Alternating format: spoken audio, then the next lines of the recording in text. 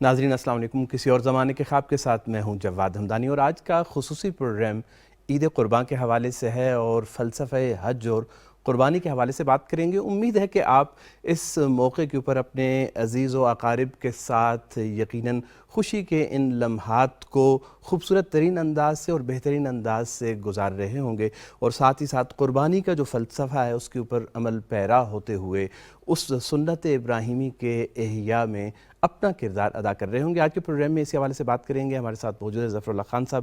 ظفر اللہ خان صاحب پروگرام میں آپ کو خوش آمدید کہیں گے۔ عید کی آپ کو سب سے پہلے بہت بہت مبارک۔ عید کا پہلا دن عام طور پر اس کے ساتھ ایک بڑی طویل یادیں بھی ہماری وابستہ ہوتی ہیں۔ آپ عام طور پر عید کے پہلے دن آپ کی مصروفیات کیا رہتی ہیں؟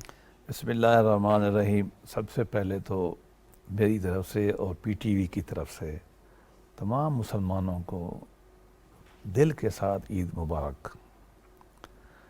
نبی کریم صلی اللہ علیہ وسلم نے ارشاد فرمایا کہ مسلمانوں کے لیے یہ خوشی کے دن ہے، تو عید پہ خوشی منانی چاہیے، اور ہم بھی اسی سنت پہ عمل کرتے ہیں۔ میری خوشی یہ ہے کہ میری والدہ صاحبہ حیات ہیں، تو ایک تو میں زیادہ وقت ان کے ساتھ گزارتا ہوں، کیونکہ اس عمر میں میرا خیال میں اس سے بڑی نیکی نہیں ہو سکتی۔ پھر بچے ہیں، دوست احباب ہیں، آنا جانا، میں تو اس طرح اپنا وقت گزارتا ہوں زیادہ تر۔ صحیح۔ اور باقی یہ ہے کہ کچھ مسنون اعمال ہیں جو ہمیں کہے گئے ہیں، خاص طور پہ آپ کو پتہ ہے وہ تکبیریں ہم تکبیر پڑھتے ہیں، وہ بہت خوبصورت لگتے ہیں، بہت خوبصورت، کہ وہ اس میں نا اللہ تلبیہ جسے ہم کہتے ہیں، اللہ اکبر اللہ اکبر اللہ اکبر اللہ اکبر، اس میں نا بڑی شکوہ اور شان اور عزت نظر آتی ہے مسلمانوں کی۔ اور میں بچپن میں جب مجھے ہوش نہیں تھی نا، تو یہ ریڈیو پاکستان پہ یا ٹی وی میں وہ ان دنوں میں دکھاتے تھے نا، قاری جا رہے ہیں، حاجی جا رہے ہیں اور وہ پڑھتے ہیں یا مسجد میں پڑھتے تھے، مجھے بڑی فیسینیشن ہوتی تھی اس سے، سمجھ نہیں آتی تھی، صحیح، لیکن ردم، ایک موسیقیت، ایک غنائیت اور ایک جوش و جذبہ مجھے لگتا تھا۔ اب تو بہرحال سمجھ میں آتا ہے۔ صحیح۔ اچھا، اسلام کا جو دین ہے، ہم کہتے ہیں کہ ایک مکمل ضابطۂ حیات ہے، ایک بڑا جامع دین ہے، جہاں پہ خوشی کے بھی طریقہ کار جو ہے وہ بھی بیان کیا گیا۔ حقیقی خوشی اسلام کے نقطۂ نظر سے کس کو کہا جائے گا؟ دیکھیے، اسلام کو ہم نے نا ایک ایسا مذہب سمجھ لیا ہے کہ جو بس رونے دھونے کا مذہب ہے، یا اس میں کوئی خوشی نہیں، ایسا نہیں ہے۔ ایک واضح حدیث ہے اور ہر خطبے میں عید میں پڑھی جاتی ہے کہ اے مسلمانوں، آپ کے لیے اللہ نے 2 دن بنائے ہیں خوشی کے، اور ایک عید الاضحیٰ ہے اور عید فطر ہے۔ یہ حدیث شریف ہے۔ نبی کریم صلی اللہ علیہ وسلم کے زمانے میں آپ کے حیات میں آپ کے گھر کے بالکل ساتھ، آپ کی مسجد کے بالکل ساتھ مسلمان جو ہے وہ کھیل کود کرتے تھے، جشن جو زمانے میں تھا، تلواریں لڑتے تھے، نیزے مارتے تھے، کبڈی کرتے تھے، کشتیاں کرتے تھے، اور نبی کریم صلی اللہ علیہ وسلم اس کو آپ کھڑے ہو کے دیکھتے تھے۔ اب ہمارے ہاں بدقسمتی یہ ہے کہ دین کا تصور یہ بنا دیا گیا ہے کہ یہ تمام چیزیں لا و لاب ہیں اور غلط ہیں۔ ایسا بالکل نہیں ہے، یہ دین مصطفیٰ نہیں ہے، یہ دین رہبانیت ہے۔ دین مصطفیٰ میں کھیل کود میں شامل ہونا ہے، بلکہ ایک حدیث ہے بڑی کتابوں میں کہ ایک دفعہ حبشی کرتب کر رہے تھے، کھیل کود کے اور گتکے مارتے تھے، اور یہ اس طرح کا نا، نبی کریم صلی اللہ علیہ وسلم باہر تشریف لائے، آپ کے ساتھ امہات المومنین میں سے بی بی عائشہ ساتھ تھی، اور وہ پیچھے سے کھڑے ہو کے آپ کے کندھے مبارک کے قریب سے انہوں نے پورا کھیل دیکھا۔ اب یہ وہ روایت ہے، میں زیادہ مستحضر تو نہیں ہے، لیکن مسلمانوں کی اکثریت کی ہاں یہ روایت ٹھیک ہے، ٹھیک، سب کی ہاں تقریباً یہ روایت ٹھیک ہے۔ اب اس سے سبق کیا ملتا ہے؟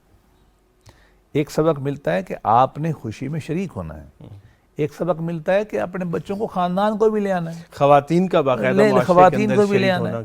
اچھا، اب اس میں دیکھیں پردے کا جو ہمارا تصور بن گیا ہے وہ بھی نہیں ہے۔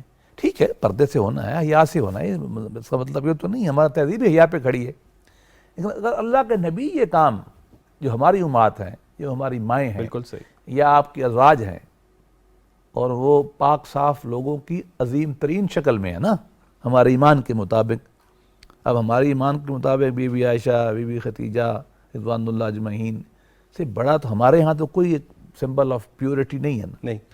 ان کو اگر نبی پاک دکھاتے ہیں اور خود بھی دیکھتے ہیں اور خوشی مناتے ہیں تو ہمیں بھی یہ کرنا چاہیے. تو میں سخت حق میں ہوں کہ بچوں کو باہر لے جانا چاہیے، بیوی کو، بہنوں کو.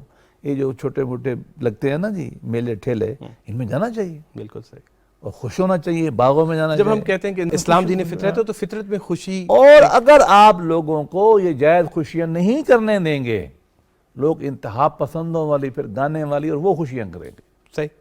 یہ بہت انسانی فطرت کے اندر ہے نا، یہ بالکل غم کرنا، خوشی کرنا. اگر آپ یہ نہیں کرنے دیں گے تو انتہا پسندی کی طرف جائیں گے، وہ کام کریں گے جو پھر آپ کو ناپسند ہوں گے.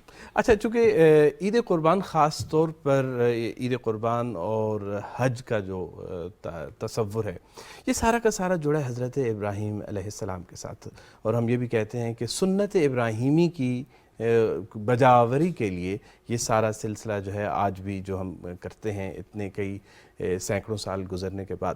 حضرت ابراہیم کی سنت کا فلسفہ کیا ہے؟ ابراہیم علیہ السلام کے بارے میں اللہ پاک نے یہ فرمایا ہے کہ وہ میری طرف یکسو تھے، حنیف، میری طرف یکسو، فوکس تھے.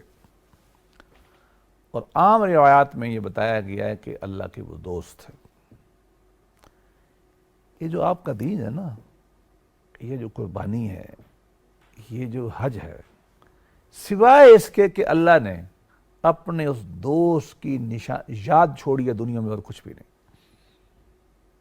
حضرت ابراہیم نے اللہ کے ساتھ توحید کا، محبت کا حق ادا کر دیا، آگ میں کود گئے، ہر شے چھوڑ دی.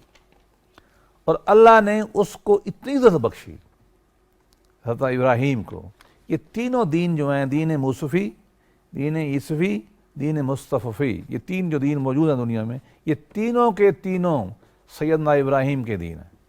قرآن مجید میں ارشاد باری تعالیٰ ہے کہ ملت ابیکم ابراہیم، بالکل یہ تمہارا جو مذہب ہے یہ تمہارے ابراہیم کا مذہب ہے، اور تمہارے وہ باپ تھے. ہمیں کہا گیا ہے کہ تمہارے وہ باپ تھے. ہوا سماکم المسلمین، آپ نے ہمارا نام مسلمان رکھا ہے. دیکھیے حج ان کی یاد میں ہے. قربانی تھی کیا؟ اللہ پاک نے خواب میں دکھایا، ٹیسٹ کرنا نا کہ آپ اپنے بچے کو، اور وہ بچہ بھی جو بڑھاپے میں ملا، آپ کی عمر بعض روایات میں 80 سال کے قریب تھی جب یہ واقعہ پیش آیا. 80-90 کے، بچہ چھوٹا سا تھا، ابھی داڑھی مونچھیں نکل رہی تھی سیدنا اسماعیل علیہ السلام کی. خواب میں آنا کہ آپ اس کو ذبح کرتے ہیں، آسان کام تو نہیں ہے. وہ پوچھتے ہیں اپنے بچے سے کہ اے میرا بیٹا، میں روز خواب دیکھ رہا ہوں کہ میں آپ کو ذبح کرتا ہوں. بچے کو بھی دیکھیں، کہتے ہیں اے باپ، جو آپ کو کہا جا رہا ہے کر ڈال، آپ مجھے صبر کرنے والوں میں پائیں گے. یار نوجوان بچہ چھری پہ جانے کے لیے تیار ہے. اور اس لیے اقبال نے کہا نا، سکھائے کس نے اسماعیل کو آداب فرزندی، یہ فیضان نظر تھا یا کہ مکتب کی کرامت تھی. یہ حضرت ابراہیم کی نظر تو فیض تھا، روحانیت تھی ان کی، کہ وہ بچہ کہتا ہے مجھے اے بابا آپ مجھے صبر کرنے والوں میں پائیں گے، آپ مجھے ذبح کر دیں. انہوں نے دیکھیں انبیاء کے خواب جو ہے نا وہ نبوت کا ایک حصہ ہوتے ہیں، رویا صادقہ.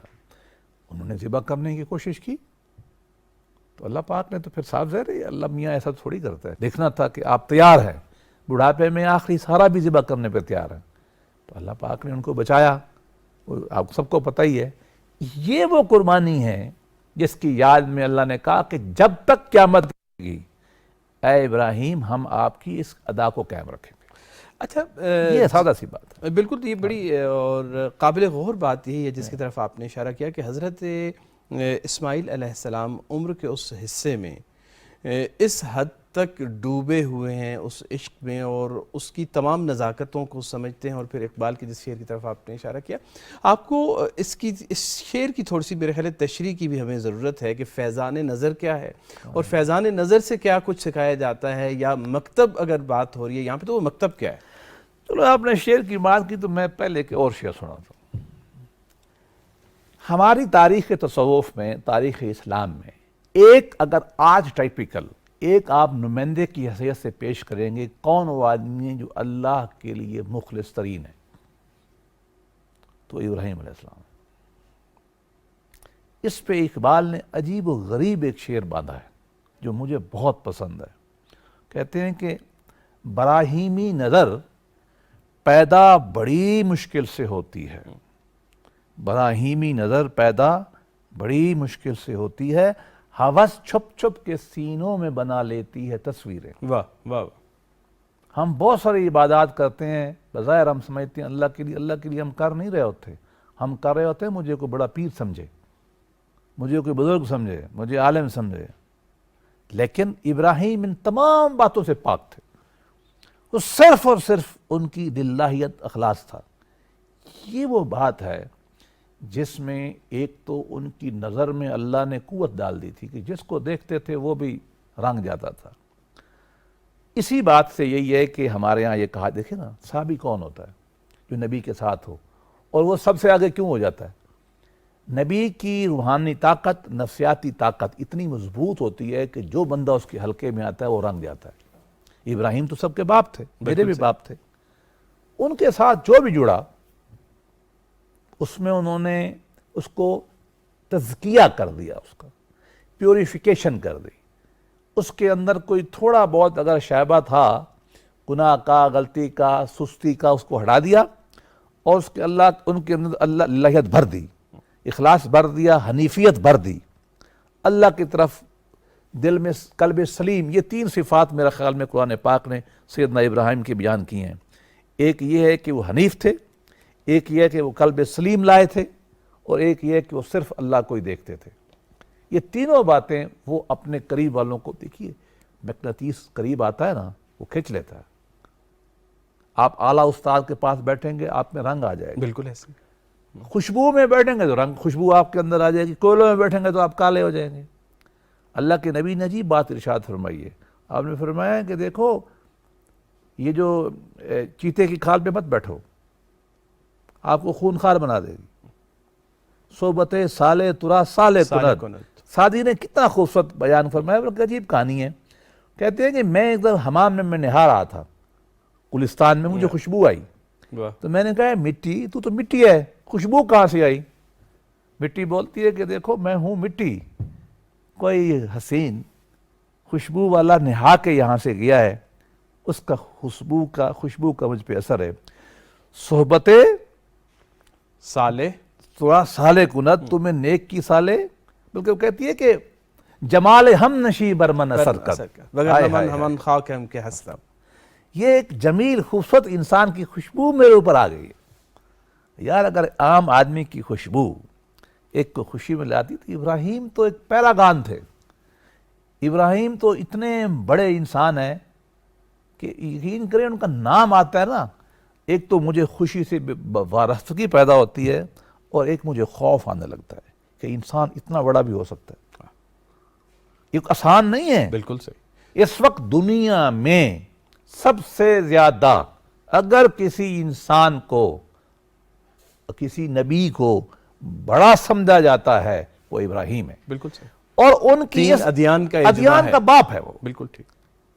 دنیا میں 8 ارب انسانوں میں سے اس وقت اگر کہو تو 7 ارب انسان جو ہے نا، یا 6 ارب انسان وہ اس انسان کو مانتے ہیں۔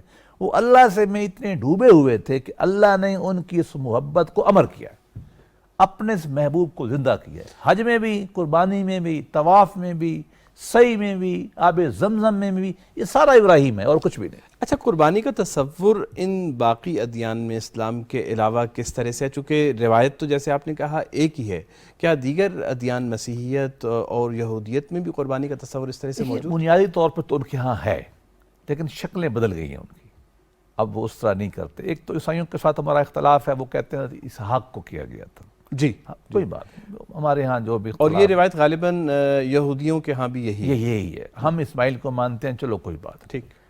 اصل بات یہ نہیں، اصل بات تو یہ کہ کام ہوا نا، بیٹا بھی تیار تھا۔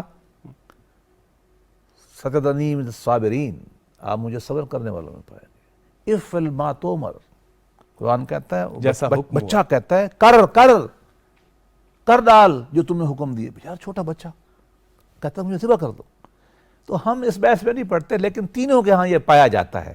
عیسائیوں کے ہاں تو باقاعدہ ذبح بھی ہوتا تھا جیسے ہم کرتے ہیں، ہیومن سیکریفائس. وہ بہرحال اب تو چیزیں ختم ہو گئیں ساری کی ساری. اور بلکہ ایک اور بات بھی کہی جاتی ہے، آپ نے ایک اشارہ کر دیا، تمام مذاہب انسانی ہیومن قربانیاں سیکریفائس دیتے کا تھے. کانسیپٹ موجود ہے. یہ واحد یہ ابراہیم کا مذہب ہے. ابراہیم علیہ السلام نے دنیا میں دو بڑے، ایک تو مونوتھئزم توحید کو واحد خالص کر دیا، اور دوسرا یہ کہ انسانی قربانی کی جگہ یہ قربانی آئی ہے. مراد کیا ہے؟ مراد یہ ہے کہ میں نے اپنی نفس کی قربانی دینی ہے. میری خواہش ایک طرف اور میرا بیٹا ایک طرف، میری محبت ایک طرف، حکم ایک طرف. کوئی بات نہیں ہے، میری محبت کی کوئی حیثیت نہیں ہے بیٹے کے ساتھ، میری محبت اللہ کے ساتھ ہے.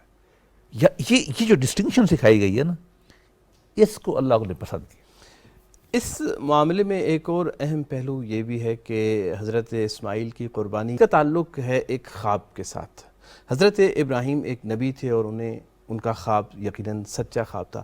عام افرادی بعض اوقات خواب میں کوئی چیز دیکھتے ہیں اور پھر اس کے اوپر اسی طرح سے عمل درآمد کرنے کی یا عمل پیرا ہونے کی کوشش کرتے ہیں. یہ کس حد تک مطلب اس بات کو کبھی بعد میں ڈیٹیل پہ بحث کریں گے. فی الحال یہ کہہ سکتے ہیں کہ ہمارے لیے خواب کے بارے میں بخاری شریف میں غالباً حدیث ہے کہ رؤیا صادقہ کی مثال نبوت کا 46واں حصہ ہے.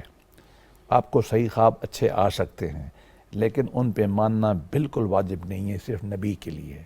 ہمارے خواب صحیح نہیں ہو سکتے، صحیح بھی ہو سکتے ہیں. ہمارے نفسیانی بھی ہو سکتے ہیں، سب کانشس کا بھی ہو سکتا ہے، اور بھی ہو سکتا ہے.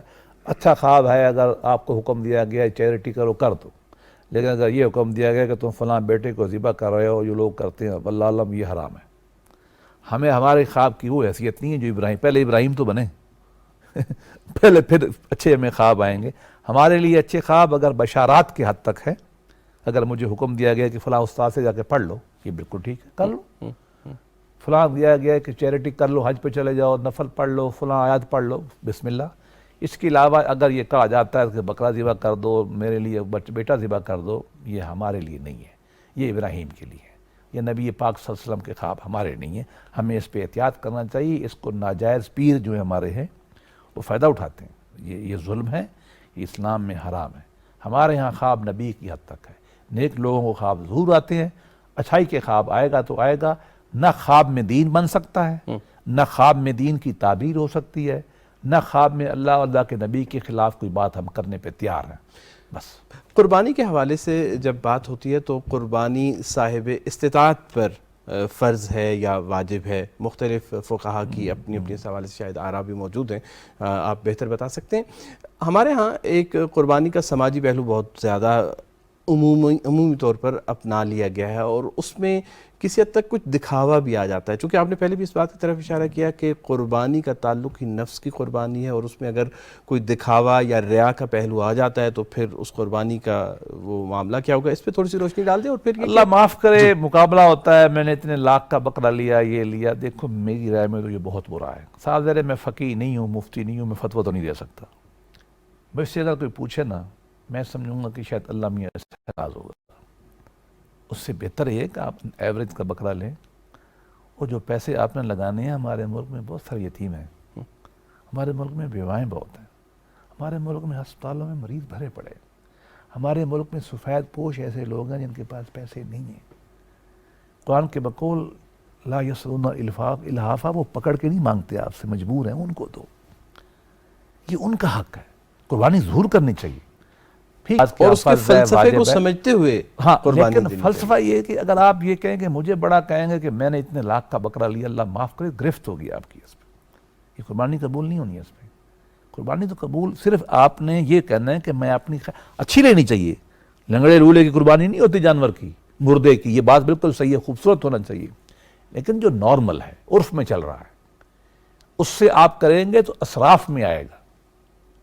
وہ کس میں آئے گا؟ تبذیر میں آئے گا. اللہ کو سخت ناپسند ہے. اللہ نے فرمایا ہے کہ جو فضول خرچی کرتے ہیں حد سے بڑھ کر نیکی میں بھی، وہ شیطان کے بھائی ہیں. وہ شیطانی ہیں، انسان نہیں ہیں. ہاں، اگر آپ کے پاس پیسہ ہے، آپ روٹین میں کریں، سارے گھر والوں کو کریں، ہم منع نہیں کرتے. لیکن باقی پیسہ ہم آپ کو کہیں گے کہ آپ کے محلے میں یتیم بچے پڑھ رہے ہیں، ان کو دے دو.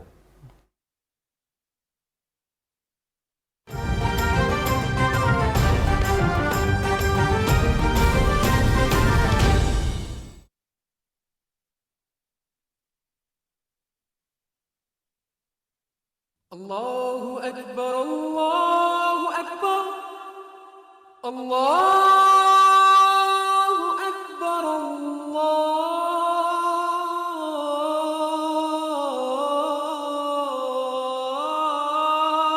الله أكبر أشهد أن لا إله إلا الله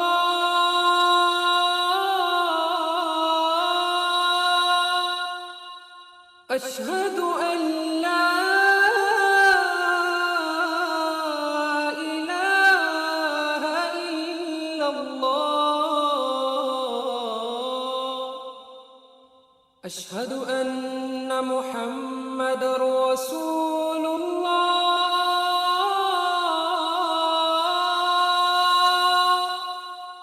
أشهد أن محمد رسول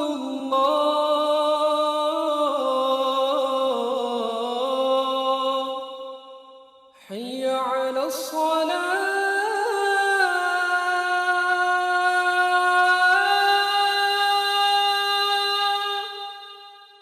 حي على الصلاة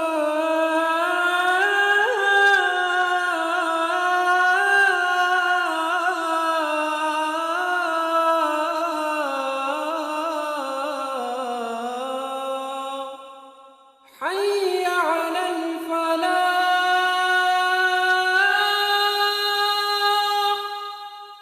حي على الفلاح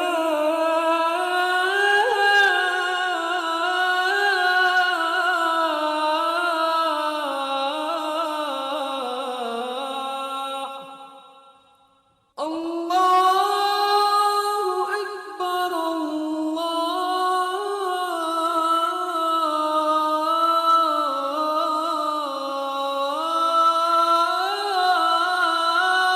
أكبر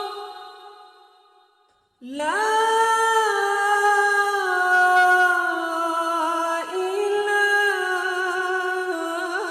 إله إلا الله